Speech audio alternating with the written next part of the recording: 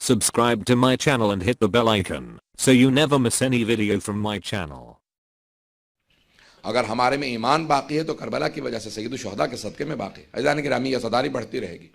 آج کتنی پابندیاں لگی ہیں، کتنے اگینسٹ آل آڈز عزاداری باقی ہے۔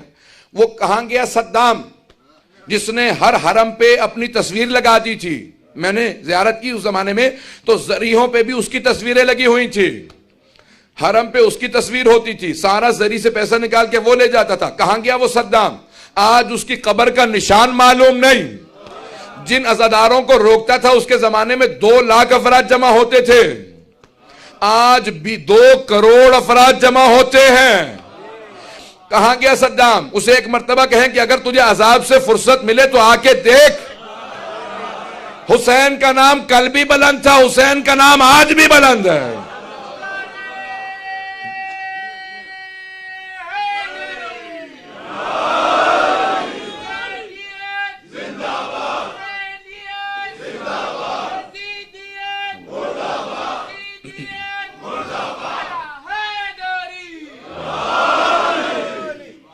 وہ صدام ختم ہو گئے، بنو امیہ ختم ہو گئے، بنی عباس ختم ہو گئے، حسین ابن علی کلبی تھے، آج بھی ہیں۔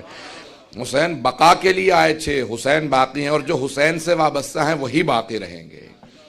ہمیشہ اپنے آپ کو وابستہ رکھیں۔ عزیزان گرامی، حالات جیسے بھی ہوں اپنے ایمان کو محفوظ رکھنا بہت ضروری ہے، اپنی نسلوں کے ایمان کو محفوظ رکھنا ضروری ہے۔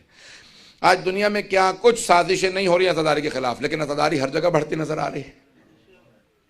اس وقت پاکستان میں، پنجاب میں مجلس کے لیے اجازت کی ضرورت ہے، جلوس کے لیے پرمٹ کی ضرورت ہے، نہ جانے کتنی پابندیاں ہیں۔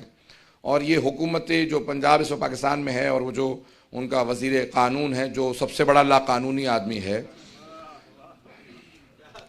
جناب سیدہ اس کے حساب کو پہنچیں، غارت ہو وہ آدمی کہ وہ افراد پابندیاں لگا رہے ہیں جن کا اپنا خود پتہ نہیں ہے کہ ان کا آگے کیا ہونے والا ہے۔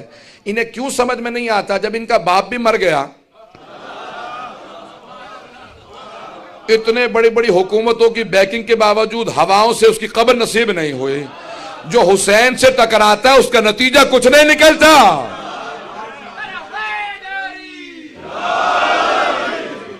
کیا نتائج لے لیں گے، کیا مقابلے کر رہے ہیں؟ آج مصر میں کہاں گیا وہ حسن مبارک جس میں نہ کوئی حسن تھا نہ وہ مبارک تھا؟